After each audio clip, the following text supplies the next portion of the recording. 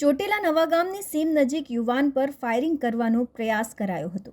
Firing ન થતાં યુવાને બંદૂક ઝૂંટવી લેતા ઉશ્કેરાયેલા શખ્સોએ જીવલેણ હુમલો કર્યો હતો.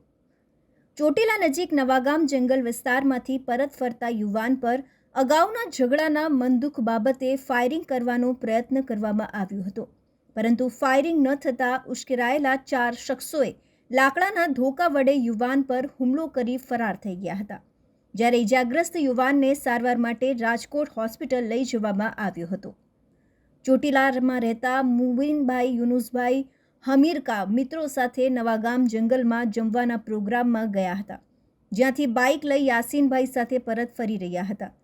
તે દરમિયાન નવાગામની સીમમાં આવેલા પીરવાળા દરગાહ નજીક પહોંચતા એક શખ્સે તેમનું બાઇક અટકાવતા આસપાસમાંથી ઇલિયાસભાઈ ઉર્ફે જોંગો દીન મોહમ્મદભાઈ નકુમ અને અન્ય 2 અજાણ્યા શખ્સો ધસી આવ્યા હતા અને લાકડાના ધોકા તેમજ લાકડી વડે માર મારવા લાગ્યા હતા.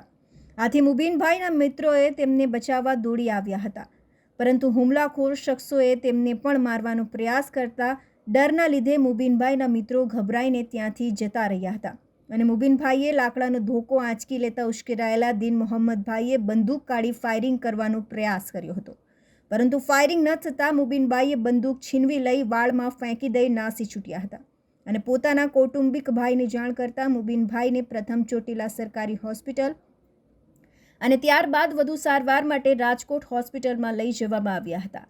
આ બનાવ અંગે ઇજાગ્રસ્ત મુબીનભાઈએ ચોટીલા પોલીસ મથકે ઇલિયાસભાઈ ઉર્ફે જોંગો દીન મોહમ્મદભાઈ નકુમ તેમજ 3 અજાણ્યા શખ્સો સહિત કુલ 4 વ્યક્તિઓ સામે ફરિયાદ નોંધાવતા ચોટીલા પોલીસે ગુનો નોંધી આરોપીઓને ઝડપી લેવા તપાસના ચક્રો ગતિમાન કર્યા છે. ઘટના સ્થળે પોલીસે એક બંદૂકનો કાર્ટેજ પણ મળી આવ્યો છે.